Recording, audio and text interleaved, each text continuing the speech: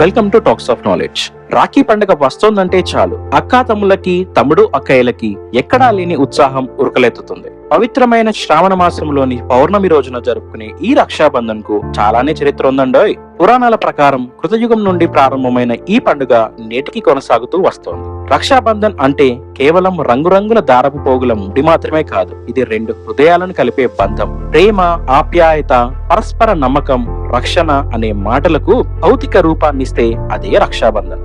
అసలు ఇంతటి విశిష్టతలున్నటువంటి రాఖీ పండుగను ఎందుకు జరుపుకుంటారు? ఈ ఆచారం ఎక్కడి నుండి మొదలైంది? దీని వెనకాలన్న చరిత్ర ఏంటి? మరి దాని వెనకాలన్న రహస్యాలేంటి? ఒకప్పుడు కేవలం ఉత్తర భారతదేశానికే పరిమితమైనటువంటి ఈ వేడుకలు క్రమంగా భారతదేశం అంతటా ఇలా వ్యాపించాయి అనేటువంటి ఆసక్తికర అంశాలను ఈ వీడియోలో చూద్దాం. వీడియోని ఎక్కడా స్కిప్ చేయకుండా ఎండ్ వరకు చూడండి. ఛానల్ ని సబ్స్క్రైబ్ చేసుకునే వారు ఇప్పుడే సబ్స్క్రైబ్ బటన్ నొక్కండి. ఇంకా డైరెక్ట్ గా వీడియోలోకి వెళ్ళినట్లయితే, పదాల పరంగా చూసిన బంధన్ అంటే బంధం, క్లుప్తంగా రక్షాబంధన్ అంటే మనల్ని రక్షించే బంధం అన్నమాట. తన సోదరుడు అన్ని విషయాల్లోనూ విజయాలు సాధించాలని, అదే సమయంలో తనను కంటికి రెపలా కాపాడాలని అర్థం. ఈ రాఖీ పండుగను గూర్చి అనేక పురాణాల ప్రకారం అనేక కథనాలు ప్రచారంలో ఉన్నాయి. అవేంటో ఇప్పుడు చూద్దాం. దానిలో మొదటిది ద్రౌపది శ్రీకృష్ణుడి బంధం.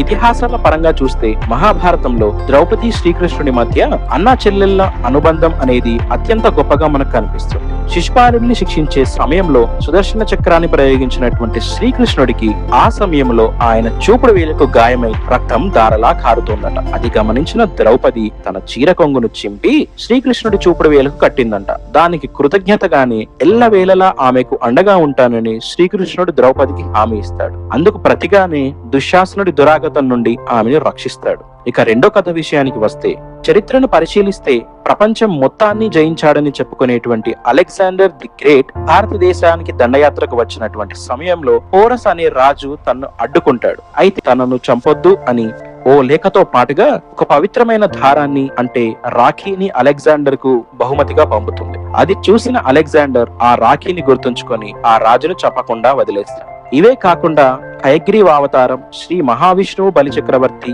లాంటి మరిన్ని కథనాలు రాఖీతో ముడిపడి ఉన్నాయని ప్రజలందరూ భావిస్తారు. మన దేశంలో రాఖీ పౌర్ణమికి అనేక పేర్లున్నాయి. గుజరాత్ లో దీన్ని పవిత్రోపణ అని, మహారాష్ట్రలో నరాలి పూర్ణిమ అని క్లుప్తంగా పేర్కొంటారు. ఈ పండుగను మన దేశంలో పాటుగా నేపాల్ మరియు ఇతర దేశాల్లోని హిందువులు, జైనులు, సిక్కులు అందరూ సెలబ్రేట్ చేసుకుంటారు. ఇక రాఖీ పండుగ విషయానికి వచ్చినట్టయితే, సోదరులు వారి జీవితంలో ఉన్నత స్థానాలకు ఎదగాలని కోరుకుంటూ రాఖీ కట్టి అదే సమయంలో ఓ తీయని పదార్థాన్ని తినిపించి వారి నుదుటున వీరతిలకం పెడతారు. అనంతరం వారి క్షేమాన్ని కోరుకుంటూ హారతినిస్తారు. సోదరుడు బయటికి నవ్వుతాడు, కానీ లోలోపన సోదరి పైన తనకున్నటువంటి బాధ్యతను నిశ్శబ్దంగా అంగీకరిస్తాడు. నీ కోసం ఎల్లప్పుడూ నేనున్నానటువంటి ధైర్యాన్ని తన హృదయ భాషలో చెబుతాడు. ఇక్కడ వరకు బాగానే ఉన్న ఒక విషయం చెప్తే మీరు ఆశ్చర్యపోతారండి. అదేంటంటే, చెట్టుకి రాఖీ కట్టే సాంప్రదాయం. రాఖీని మనుషులకు కడతారు గాని చెట్టుకు కట్టడం ఏంటనుకుంటున్నారా? మీరు విన్నది నిజమేనండి. తెలంగాణలోని నాగర్ కర్నూలు జిల్లాలోని ఓ ఊరిలో దాదాపుగా 30 సంవత్సరాలు ఉన్నటువంటి చెట్టు భయంకర గాలివానకు నేల కొరిగింది. క్రింద పడ్డ దాన్ని అలాగే వదిలివేయకుండా దాన్ని తిరిగి బ్రతికించాలని అక్కడి ఉపాధ్యాయులు ఆ పనిలో నిష్ణాతులైనటువంటి వటా ఫౌండేషన్ అనే NGO సహాయం కోరారు. దీనికి వారు ఒప్పుకొని ఓ షరతు పెట్టారంట. అదేంటంటే, చెట్టును తిరిగి నిలబెట్టేందుకు పని జరుగుతున్నంత సేపు పాఠశాల పిల్లలు బయటే కూర్చొని అక్కడ జరిగేదాన్ని చూడాలని, దీని వల్ల పర్యావరణ పరిరక్షణలో చెట్ల ప్రాధాన్యత ఏంటో పిల్లలకు తెలుస్తుందని వారు తెలపగా దానికి సరేనన్న స్కూల్ యాజమాన్యం అలాగే చేశారు. వారు చేసిన ప్రయత్నం ఫలించి ఆ చెట్టు తిరిగి పునరుజ్జీవం పోసుకుంది. దీనికి గుర్తుగానే ఆ రోజునే, అంటే ప్రతి సంవత్సరం జూలై 28వ తారీఖున అక్కడున్నటువంటి చెట్టుకు విద్యార్థులు, ఉపాధ్యాయులు అందరూ రాఖీ కడుతూ వస్తున్నారు. మంచి సాంప్రదాయం కదండి. నేడు కాలం మారుతోంది, దూరాలు పెరిగాయి, కానీ రాఖీ బంధం మరింత బలపడుతోంది. ప్రస్తుతం ఉన్న టెక్నాలజీ యుగంలో రాఖీ డిజిటల్ రాఖీగా మారినా భావాలు మాత్రం ఏ మాత్రము మారలేదు. దేశాలు దాటి, కాలాలు దాటి సోదరి మనులు పంపుతున్నటువంటి రాఖీ సోదరుడి చేతికి, హృదయానికి చేరుతూనే ఉంది.